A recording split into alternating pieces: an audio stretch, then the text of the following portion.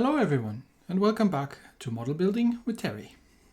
Today, in our somewhat relaxed and laid-back series here, we'll continue with the Type 7C, and if you haven't seen the last episode, we're actually doing the U-81 design and colors. So last time we've started with the base coat on the hull, as you can see still from the tape that's on it. Today we'll do some work on the whatchamacallit. Is it a turret? Not sure what you actually call it in English. I'm gonna have to look that up. But on that thing there, and the first thing we're gonna have to do is actually chop a bit off. So I'm getting my trusty hobby knife out, which seems to have gotten a little rusty. I'm gonna have to clean that. But yes, the side of, I think it's the conning tower. I'm not sure. The side of that thing has a bit of an embossed marking on it, which doesn't match the U-81's design. So we're going to have to shave that off very carefully. Now, you really want to be very careful with these things because you don't want to mess up the details. But it does need to be flattened down. Now, I had looked at it and thought about if I'm gonna sand it down, because I usually go with a fine, like a 1200 grit sandpaper for those sort of things. But not enough space, and I would have risked damaging the rest of it. So I'm just going to go with it very, very slowly with the hobby knife, just to shave that protrusion off and make it smooth such that we can later put the decal over it.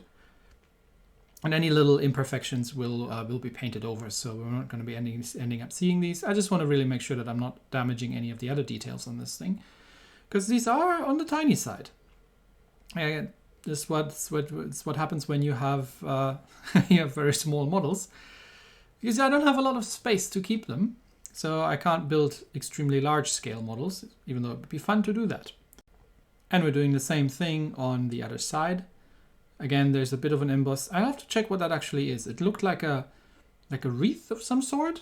Maybe it's a signature that was there by default, or maybe it's some other thing that was attached to it. But that needs to get shaved off. I've actually seen a video recently of somebody who was in the U-995, the sole surviving Type 7 submarine. And I haven't been there for, I don't know, 25 years maybe, 30 years. Last time I was there, I was a teenager. But man, these things are cramped and small. And you actually had to climb up through a really small ladder to get up through the tower up all the way to the deck, and definitely not something for me. Funnily enough, the Sydney Harbour actually has a submarine in it, in the Maritime Museum over here. It's the HMAS Onslow, and we'll talk about her in another time. It's quite interesting. So I was in that thing relatively recently, and that's a more modern submarine. I think she's from the 1960s or 70s. But she is also very, very narrow. And I could not imagine being under 100 or 200 meters of water with these things. Oh, nah, not for me. Definitely not. All right, so I've shaved them off. And since I've got the sandpaper out, I'm just going to take that opportunity to sand off some of the, I think it's called flashing. You know, when these things are made, they're basically molds, and probably liquid plastic gets compressed into them. So they're not completely tight on all seams where the two halves of the mold connect, because you need to get that out again afterwards. So a little bit sometimes gets into the seams, depending on how old the mold is, I guess. So these things, it's usually good to file these off where you can. I often do it at the beginning, when I'm doing the first coat, or just before I'm fitting them in. Sometimes it's not super clear if the part's actually supposed to be there or not, but sometimes it is. And since I'm here, I'm just using like a 1200 grit sandpaper to very, very carefully get rid of these little shavings that are not meant to be there. All right, so the color that we're going to use is a bit of a lighter color. It's a lighter gray, and it's meant to be on the tower and on the side, but I think the deck is a darker color. So let's check again what Revell wants here from us, what color Revell wants from us. And yeah, I'm going to use a different color because I can't get Revell colors, and I've tried to color match this, and there is nothing that actually matches this. So I'm going to use a MIG color that I had laying around anyway, which is close enough. Again, if you haven't seen the previous one, I have rather limited space, so I'm just going to go with color matching as close as I can, because I can't have hundreds of colors laying around that I'm never going to use. So I often deviate slightly as long as it matches the overall paint scheme as closely as possible. And while Revell is usually pretty good in supplying you with the colors, they sometimes mention the colors on the outside of the box, which I find extremely useful because oftentimes I go to my hobby shop and I need to know what colors I need. And it's a little tricky if you need to buy the box first and open it to find out what colors you need. Anyway, we're going to have this form of slanting, forward slanting, or back or rearward slanting division here between the lighter gray and the darker gray. It's not quite as big a difference as the black and white paper makes it look like from the manual. That's just because it's black and white, and you can't really tell the difference between colors anyway. So they're making the darker really dark in order to highlight it better. So I'm gonna reuse some of my painter's tape and just mask that off properly. And then I'm gonna do the exact same thing on the other side, just to make sure that I'm at least on the first coat that I am not painting over. I often do corrections on a second coat because the first coat isn't going to be completely covering anyway, because I haven't primed this or anything. So I'm just going to go with the second coat and then finalize the things if they need any kind of changes. And on the other side, on the flip side, you can actually use some straight stick of sorts or a paintbrush to find out that if I'm aligning these properly and if they're going to be looking the same from each side. So once I've got that taped up, we can then get to, adding some paint to it. And I really do enjoy these MIG colors because unlike the enamels from Humbrol that I normally use, first of all, it's in a screw cap bottle, so I don't have to use a screwdriver to level it open and then have to use a small stick to actually mix them, because they also have like a rattle can. They have a little ball of probably steel or metal of some sorts inside, so you just really need to shake them. Plus you can, without a huge amount of mess, just squeeze a tiny bit of paint onto the paintbrush and then just put the cap back on. Just from that perspective, these are really, really nice. And in general, yeah, I like the MIGs. I actually got myself a whole 5 series set of from the founder of MIG Jimenez. It was about plain painting and weathering and details, but you can apply the same techniques to ships, obviously, and anything else, or tanks when we get to that. So I quite like this brand, and my local hobby shop has just started stocking them a little bit ago, so I got myself some of those, and they're good paints. I like them. I'm by no means an expert on these things, really, but they're quite neat. So this light gray, again, isn't super covering, but that's not a problem because I'm not fully expecting not to do just one coat, but I'm expecting because I'm not priming and I'm using a paintbrush, so I'm usually coating multiple times to get it uniform and to get it covering properly. If I was using an airbrush, I might have been able to get away with 1 or 2 coats as well, and it would have been a lot easier and a lot more evenly, but I don't. So that's what we're doing. We're doing this old school. Just making sure that I'm getting the tops as well, because obviously the tower has the chute on the top where you get into the submarine, and then there's one floor which I think is like a tactical floor, and then there's a second one, and then you go down that ladder. And then you're in the belly of the submarine where the main periscope views are. But I think these things have 2 periscopes, one with larger optics, which you can see from the very bottom, and one which you see from that intermediate floor, which has not as much of an enhancement of a zoom, but it's often used for more battle runs. These things were not, well, technically submarines in such a way. They were more submersibles. Most of the time, these things would be running on the surface. It's just when you got into an attack run or when you needed to, well, evade or escape somebody that you could go underwater for a while.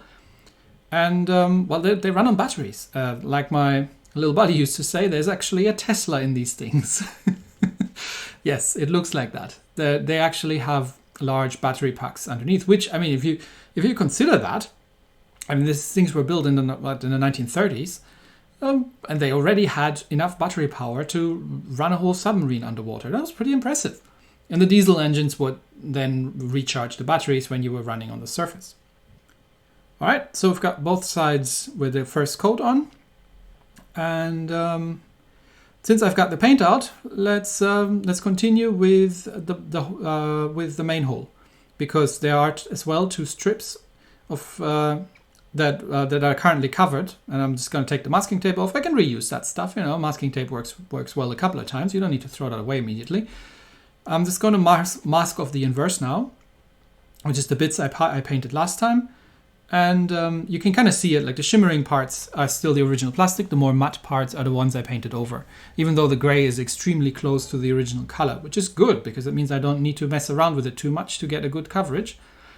But I still like to have, I still like to make sure that they do like kind of look uniform, because otherwise if later on I'm going to give it a matte clear coat, and it might look weird if one of them is painted and one of them isn't.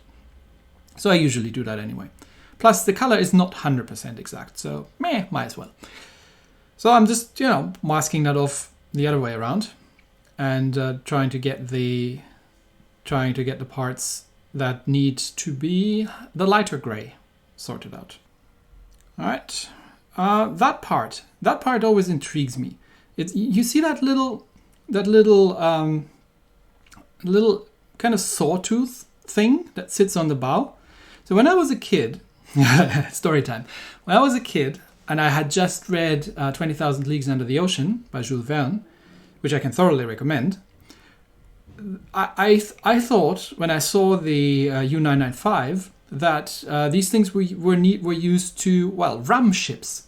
And I thought, oh yeah, cool, they're doing the Nautilus thing. They're actually ramming something with this kind of saw there, and then they're going to cut holes into the hulls of enemy ships. Well, obviously they're not doing that, because that wouldn't work. So I was just curious. I was just taking this up to today. I didn't really know. I mean, I knew they were not used for ramming, but I hadn't really gotten a good idea as to what these things were used for in the first place. So I had a little look and went down the rabbit hole. It turns out the initial designs of these things were torpedo net cutters, and they used to have one on the at the bottom of the bow as well. So because torpedo nets were a thing, basically being a big mesh of steel rings, interlocked steel rings that you pull like a net boom that you pull across the harbor to prevent submarines from coming in. So that doesn't make them torpedo nets. It makes them anti-submarine nets, really. And you would expect, they were expecting when they built these things, and this goes back to the First World War, expecting to, have to cut through one. So they say, if the submarine runs into one of these things, we're going to have this saw pattern, which is going to cut straight through the anti-submarine net. And while anti-submarine nets weren't widely used, they were somewhat successful. And then I followed that one. And it turned out that the Sydney Harbour during the Second World War actually had an anti-submarine net, which was massive. It was 1.5 kilometers long with a boom, so you could actually open that to let somebody in and out. But they had a whole net across the harbour entrance because they were really scared of submarines coming in. And as luck will have it, the Japanese actually tried. So that was before the Battle of Midway, when they were planning to attack Midway, and they were planning to create a couple of diversions. They had used midget submarines during Pearl Harbor, which was not very successful. But they thought, hey, we'll try that again. We've trained a bit better. We've improved these things. And maybe we can create some diversion and divert some attention away from Midway and pull some troops out, which was a smart move, really. So they sent some submarines out which had hangars of sorts and actually had float planes on them. They sent the float planes out to scout. They found that Sydney Harbour was not hugely well defended, and they decided to go for it. They actually expected HMS Warspite to show up, but she wasn't there. The biggest ship that they actually had in the port was, can't quite remember who it was.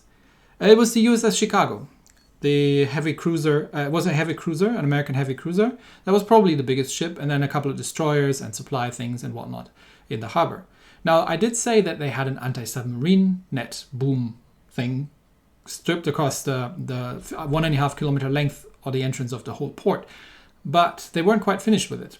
And it's not that they didn't try to finish it, it's just that they ran out of material. So there were a couple of gaps in them. The first midget submarine tried to get through one of those, but kind of got tangled itself and got spotted. So one bloke was getting into his rowing boat, rowing out there to see what got caught in that net, figured out it was a Japanese submarine, and then was getting back in his rowing boat and was rowing to the next ship to inform somebody that there was a Japanese submarine stuck. And nobody quite believed him. Everybody thought he probably had one too many to drink. But the Japanese couldn't get out of that thing, so they eventually detonated their scuttling charges, killed themselves, and destroyed the submarine. That's when everybody realized, oh, he might have been onto something. The second submarine managed to slip in, I think, following another ship, and was trying to torpedo the American cruiser. But they ran into trouble because, well, first of all, they got spotted, and people were on edge anyway. Everybody started trying to depth charge them. Now, the problem they had with that was that Sydney Harbour isn't particularly deep, so their depth charges didn't explode because they could not get enough depth to charge, really. But a couple of in all the complete mayhem, a couple of accidents happened, and I think the submarine actually got scraped by one of the ships in the port. She did end up firing a torpedo. She missed, and it hit one of the keys, I think, and sunk a provisioning ship, which was used by a couple of troops to stay, or a couple of sailors to stay while they were moving between ships, and sunk that thing with some loss of life.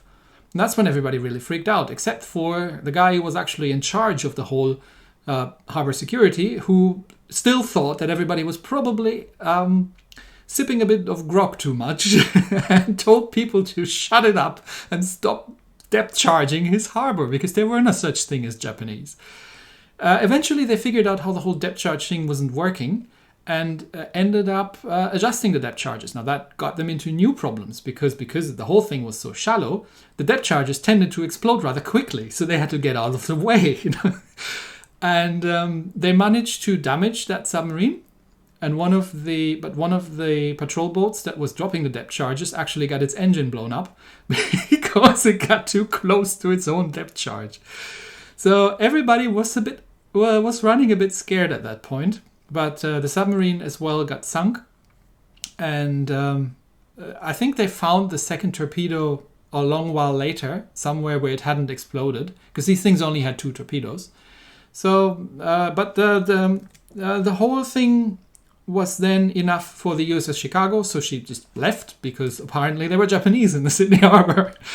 And while it didn't have the effect that they wanted, I mean, they were trying to sink battleships or aircraft carriers, which we didn't have around at the time, but it did cause some consternation and some reinforcement of the Sydney Harbour again, and people got really scared of a potential invasion from the Japanese. So in that regard, it was somewhat successful, but they didn't do a huge amount of damage. All they sunk was, at a loss of 2 submarines, all they sunk was a provisioning boat. But that was the Japanese attack on Sydney Harbour with midget submarines. And they could get in because the anti-submarine boom net wasn't finished.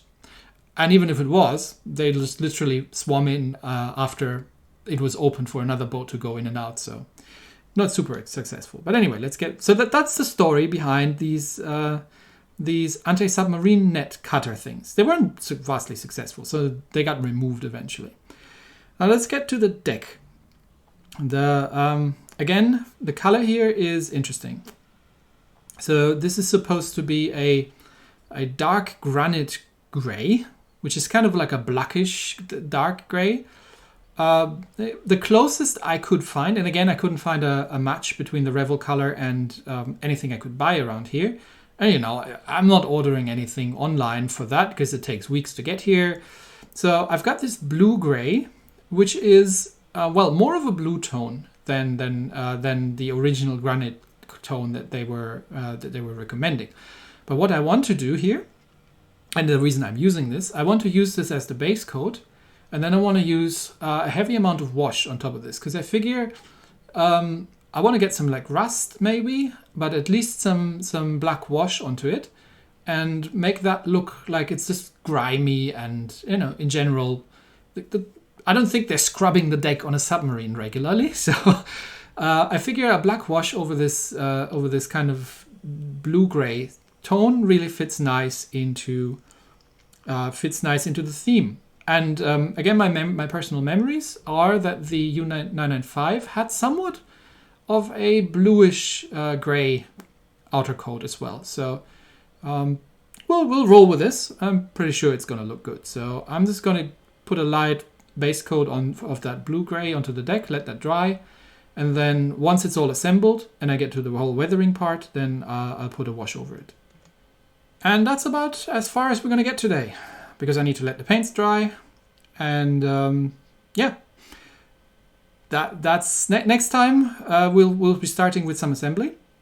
The first step is going to be the hull together with the deck. So I'm going to need the deck dry for dry fitting, just to make sure that everything fits and whatever it needs filing gets filed. So that's it for tonight. Have a good weekend, everybody. Happy Mother's Day, whenever that is everywhere. In Australia, it's on Sunday. But have a good one, everyone. Take it easy. And I'll see you next time. Bye.